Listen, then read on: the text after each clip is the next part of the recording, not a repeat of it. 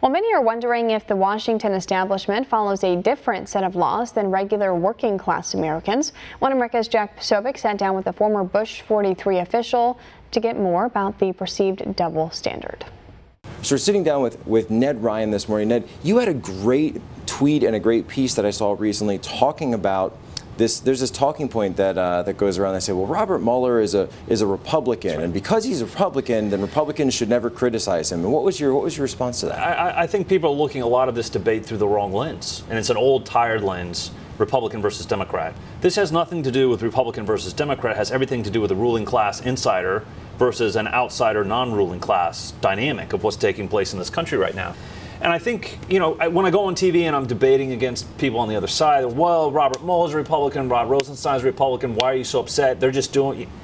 Stop already, because they are also part of this ruling class that wants to defend the status quo. And I got to tell you, Jack, I think last week was pretty refreshing in some ways, because now... What do you mean? Well, we've gotten past the pretense and the illusion and the lie that somehow this had anything to do with Russian collusion, which I've been saying for a year and a half or longer is total fairy tale. It's a hoax. It's a carefully crafted narrative to try and bring Trump down. This is about the left and Democrats and the ruling class saying we're going to continue that 2016 election that we lost, that we're furious about losing, and by all means possible, take Trump down. Right, so what you're seeing now is the political class, which isn't used to losing. That's right. Right, that doesn't usually ever lose elections, now lost one to a guy that wasn't supposed to ever win, defeated 16 opponents, and it seems that they're using the powers of the legal state, law enforcement, and the entire judiciary system to go against Trump. Which I think is a very scary thing. I just wrote a piece this morning for American Greatness, amgreatness.com, about this three-tiered system of the law now that we have in the country. So what are the three tiers? I wrote this morning, one is for the powerful and politically connected, where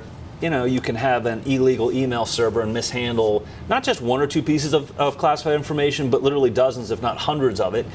And the law to you is just a series of suggestions in which there's no consequences for your actions. That's your political class. That's your political class with very powerful connections. Again, the law is just a series of suggestions. The next is the powerful bureaucrat, FBI, DOJ, and then you've got the third, which is for us. And if you and I had mishandled one piece of classified information, we'd be in jail.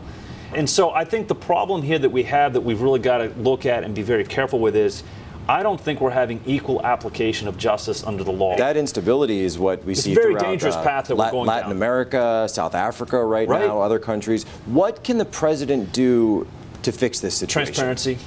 Massive, radical transparency. And I have what do you to mean? Well, I think he's given Jeff Sessions every opportunity to do the right thing.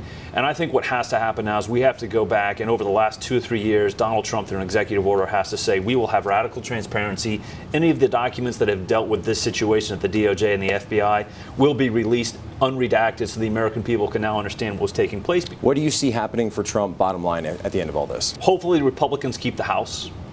Because if they don't keep the House, I think it's going to be a rough next couple of years, which I think actually benefits Donald Trump in the long run, as much as that might sound strange at the moment. I think he gets reelected in 2020. I think the American people, I hope, are going to, over the next 60 days or so before the midterms, go, wait a minute, my life's been really good. My life's gotten even better. And more importantly, I now have optimism and hope for the future. Who's been doing this? Who has really changed this? Well, it's Donald Trump. And I think what Trump has to do is be able to sell the argument, if I do not have Republicans in the majority in Congress, I'm not going to be able to continue with my agenda. You're not going to see even more benefits, because I think we're really just at the beginning of where we can see in regards to benefits of the Trump agenda. Ned, we're going to have you on as we go out throughout the midterms. Maybe we'll have you back on when we start getting more polls in. We get closer to Election Day. Really appreciate you spending time with us today. Always enjoy it. Thanks, Jack. Want to see more videos like this? Click on the link below and subscribe to One American News on YouTube. And call your cable provider and kindly demand that One American News is added to your lineup. Call and subscribe today.